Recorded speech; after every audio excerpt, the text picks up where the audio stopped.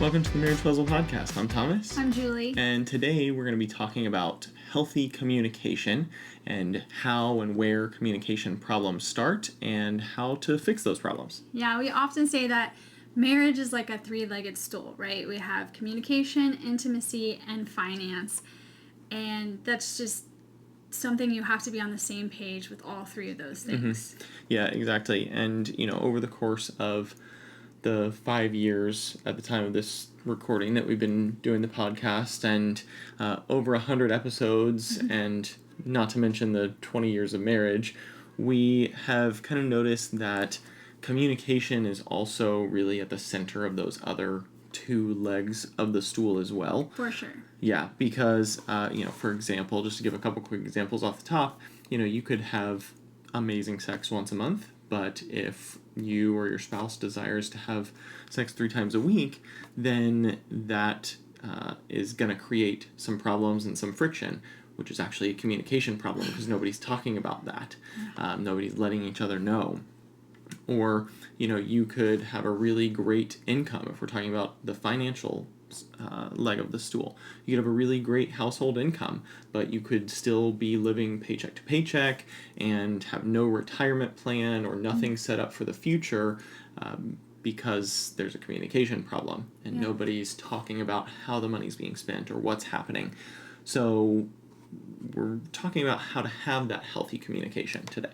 Yeah, so when we talk about healthy communication, it's not about winning arguments and being really good at getting your way. Right. It's about remembering you and your spouse are on the same team. So you have to, talk about things. There's so many couples we hear from that it's like, have you ever told your spouse that? That's what you're saying with even finances or intimacy. If you haven't ever said anything, you haven't brought it up, you're not talking about it. And then just kind of like how to communicate back and forth. The number one thing is you're on the same team. You're not communicating and saying all these things so you get your way and you win. You're communicating so that you can get on the same page. What are my desires? What are your desires? How do we meet in the middle and communicate about those things? Yeah, because I think if you're not communicating about what you need, then you're assuming what your spouse needs, and assumptions damage intimacy with your spouse, and not just bedroom intimacy, but just that closeness intimacy, the how well your relationship works and how well you know each other. If you're just assuming things, you're oftentimes going to be assuming the negative or just assuming the wrong thing because you can't get it right because you can't read their mind. Yeah. You can't read my mind? Not yet. Boy, do I try. But I wanted you to the other night. So we were communicating. I thought, I think you asked me to take on something for this podcast, for a marriage puzzle. It was just one more thing that I needed to do. And I kind of got immediately overwhelmed and it was almost like, how dare you ask me to do one more thing? And I got emotional and I just kind of shut down. And I even remember telling you, I don't know what to say. And it was just kind of this well, now are we about to fight? There was this tension and I had to just sit there and really think I haven't told you that you're just asking me to do one thing, but I opened up. I'm in my mind, here's what I have to do. That night, I need to do this and this and this and this and and I'm so how am I going? My plate is full already. How am I going to add that one thing, which was so simple and okay for you to ask, but you had no idea that I had all these other things that I needed to do, or even just the mental capacity that those things were taking is what I think made me kind of explode in my emotions. And you just kind of looked at me and was like, you got to tell me those things. Yeah. I can help you. You said that. You even took out your phone, tell me, what do I need to do? What do I need to add to my list to take off my load? Because you did need me to do that one thing. Only I could do that. And then I was able to open up and share, okay, I have these 5 things. Can you take 2 or 3? And you did, and you got them done. And it was so great. But we would have had a lot more fights and resentment if I hadn't opened up. But it was just, even though we preach it, it was just like kind of a moment in our marriage that I was like, why is it so hard to talk to my spouse and communicate about what's on my mind or what needs to be done? Yeah, so ultimately the bottom line here is don't make your spouse read your mind, because that is only going to extend poor communication and frustration, and they're just playing a guessing game, trying to figure out what's going on, what's wrong, what did they do wrong, what are they needing to do right, what are they needing to do more of or less of, so that they can fix the situation. And every time they get it wrong, you both get more frustrated, because you're like, why can't you read my mind? So you're frustrated, and I'm like, why can't I read your mind? Because I'm frustrated. Or why can't I get it right? Why don't you just tell me? So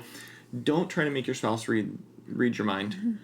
And if they know something's bothering you, then just be upfront and tell them when they ask. I've said this to you a handful of times over the course of our marriage. I've known you long enough to know when something's bothering you, you can't really hide it from me anymore. So when I ask, just tell me what it is. Like, let's fix it. So I'm not allowed to say, like, nothing? What's wrong? Nothing? Yeah, no, I'm fine. I'm fine. Yeah. I'm fine. I hate those. Until I break down and cry and tell you all the things I've got to do. Exactly. I'm not fine. So yeah, open up. Talk to your spouse. Communicate.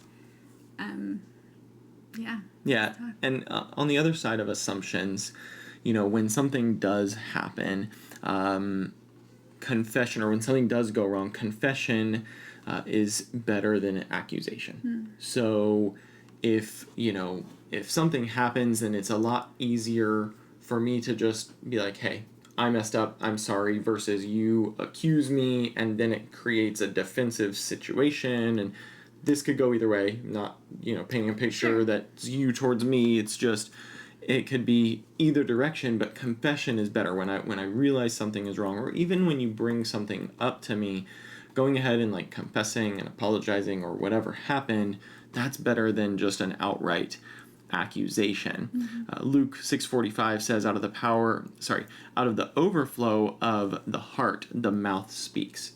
So when something is kind of building up in you, like in that scenario, that example you just gave, when you're in your mind, you've got all of these things that you've got to do, but you're not telling me, then eventually it's gonna boil out, and it's going to come out in harsher ways, because your heart is built up like, why can't I just get all this done, or why won't he just see to help me, or whatever is actually happening, whatever story you're manifesting in your mind is going to come out in words eventually. Yeah. I mean, that was also this week with us, like how you can de-escalate those situations. When things get stressful and overwhelmed, like you said, you might say things or respond ways that you didn't really mean to, and the other person can start getting their, boxing gloves on, ready to fight back, and you can de-escalate to be like, I'm sorry. Right. I definitely did that, and you were met with, okay, yes. Yeah. I forgive you, and we can move on with those simple words to communicate. Oftentimes those things come out in the frustrating phrases of like, you always, you never, things like that, versus, changing that and saying like, hey, I'm sorry, I was impatient with what you were trying to accomplish, or I wanted this to get done faster, and I was wrong, so looking inward first versus outward. I mean, unfortunately, our eyes always point outward, so the other person's always in the crosshairs, so we have to actually like look inward at ourselves, at our own heart, at our own body, and figure out, okay, what's wrong with me, what can I fix from my end to extend what I need to them.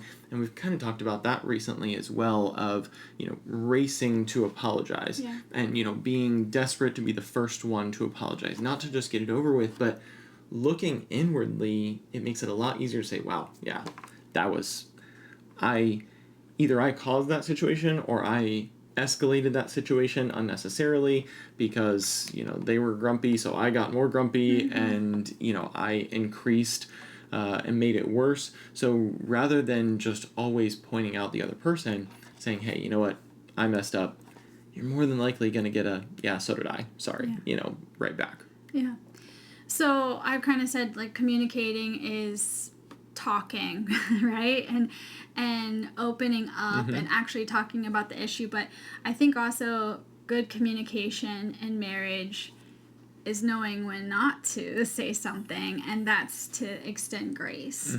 So, if you had a bad day at work, unfortunately the spouse might be the target of maybe bad communication, or you're frustrated with the kids, the spouse is going to be the target of that. And so, if I'm the one on that frustration, if I'm acting out in frustration, good communication in marriage is you extending grace to me and realizing that I'm not mad at you or projecting this on you. It's just the situation.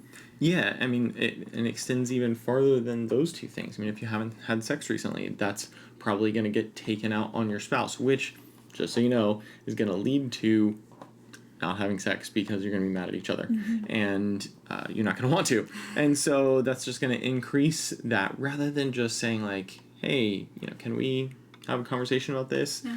And talking about it in a calm way, unaccusatory, so that way you can describe your feelings. And, again, we try to teach people to use I statements, like, hey, I'm feeling this, I feel disconnected, I want to be connected, or I had a really bad day at work, I need to just take a few minutes, I don't want to take it out on anybody, I just need to chill out. Yeah. I mean, we had a whole episode about that, as well. Yeah, or we say, like, take 5. Like, Yeah. well, I'll ask, like, can I take 5? And Yeah. just, like, or sometimes when the other person's, it's like, you go take 5.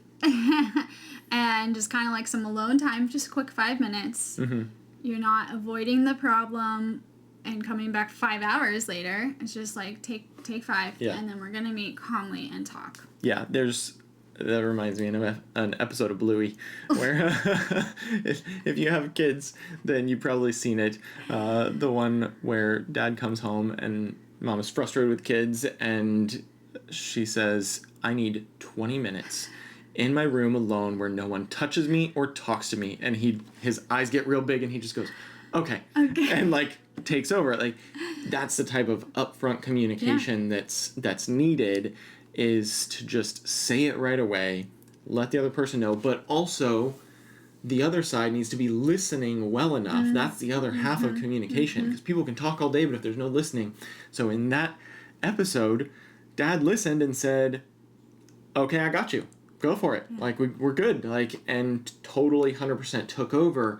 And that's the other half. Having that active listening to pick up on the situation and realize, I don't know what exactly is wrong or what exactly happened, but I'm on your team. I'm going to help you fix it. Go do your thing. We'll talk soon.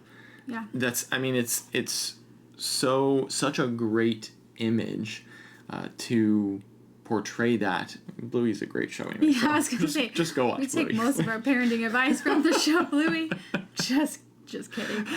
But let's recap those points before we give some practical takeaways. So, confess your external and internal problems to your spouse. Yep. And don't make them read your minds. Right.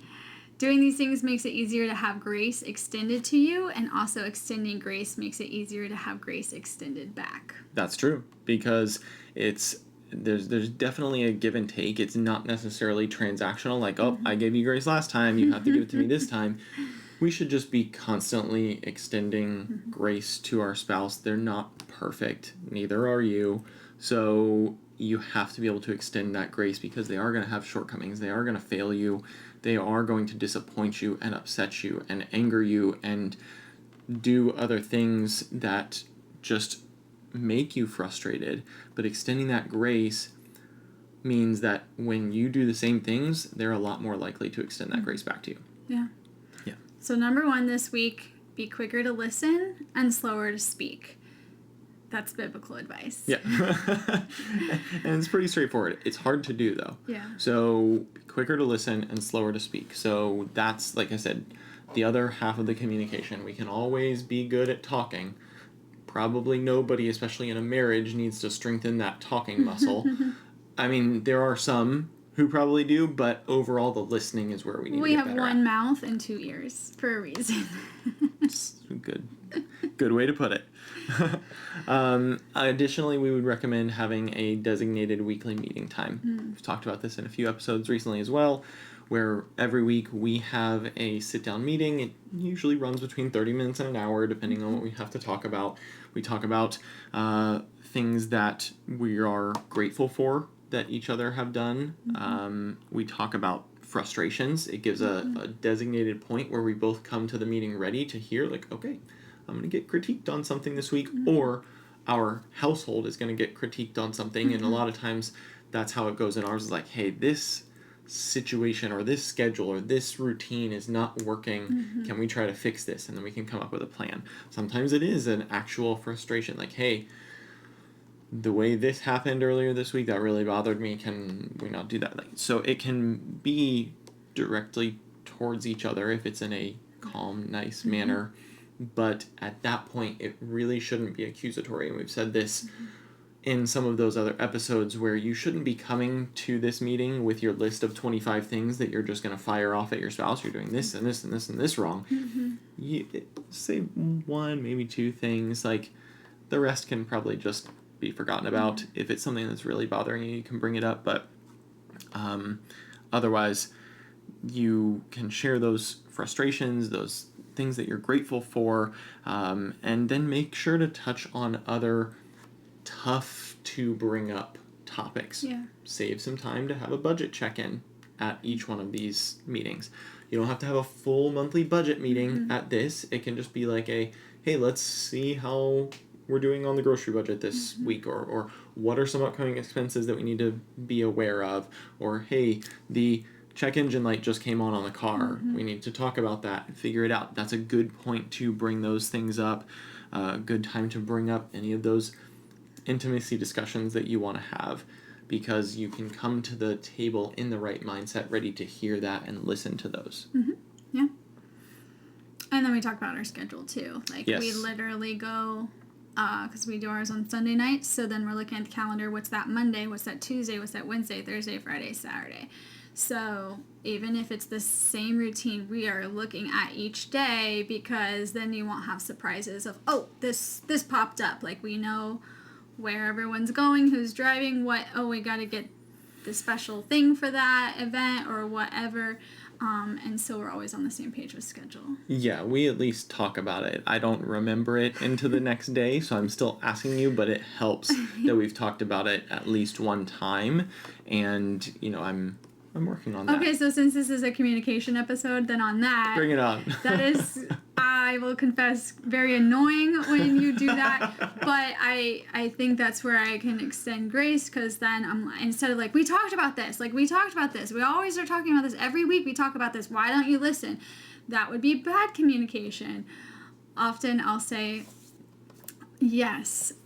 So tonight you're driving this person to this one, and sometimes you just need to hear it twice, that Sunday night and then the day of.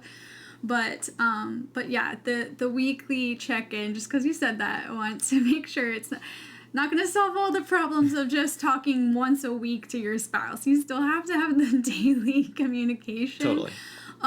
About logistics too, but it's still very, very helpful to get through our week, and we know that's coming, that check-in, and it's something we look forward to. Our guard is down, so even when we're sharing those frustrations, it hasn't turned into a fight. I think because we start with praise, so you're all like, oh, thank you, like, you do appreciate me, and so the next thing you're gonna say is in love, and we remember we're on the same team, and we're gonna talk that out and try differently next week. Well, and we always end with what are the two things that we're looking forward to most this week. So we start with a positive and we end with a positive. Yeah, that good sandwich technique. Yeah. So that's very helpful in this situation. So yeah, I think make sure that you're having that and communicating about it. Plan on about an hour if you're going to start doing something like this. And as you get better at it, some weeks will be a little bit shorter, and some weeks we've had to even go longer than that just because there's a lot to talk about, or other things get uncovered as we're going. And then lastly, this week, we want you to ask yourself 3 questions. And we would recommend sending this to your spouse as well. Let them listen to the episode and have them ask these 3 questions, especially if you're struggling in communication right now. Then we would say, 1, how can I love my spouse with words today? Expand that to this week as well. Try and stretch it to a whole week. But start with today. What can I do today that I can love my spouse with words? Number 2, am I trying to serve my spouse or control my spouse with whatever is happening? So make sure you're asking yourself that. And 3, am I speaking to build up my spouse or tear down my spouse? So good. Yeah. So make sure that you ask yourself those questions and then have that weekly meeting, and make sure those questions will help you to kind of set yourself up nicely for that, so that you are coming to the meeting in a proper mindset. Yeah, and show up in the comments for us. Let us know if how those things are going. Did you have a weekly check-in? Were you quicker to listen and slower to speak? And are you working on those 3 questions? Yeah. Thanks for joining us on this episode of the Marriage Puzzle Podcast. Make sure you go follow us on all the different spots on social media. It's all going to be linked down in the description. And we look forward to having you back next week, where together we'll work on marriage one puzzle piece at a time.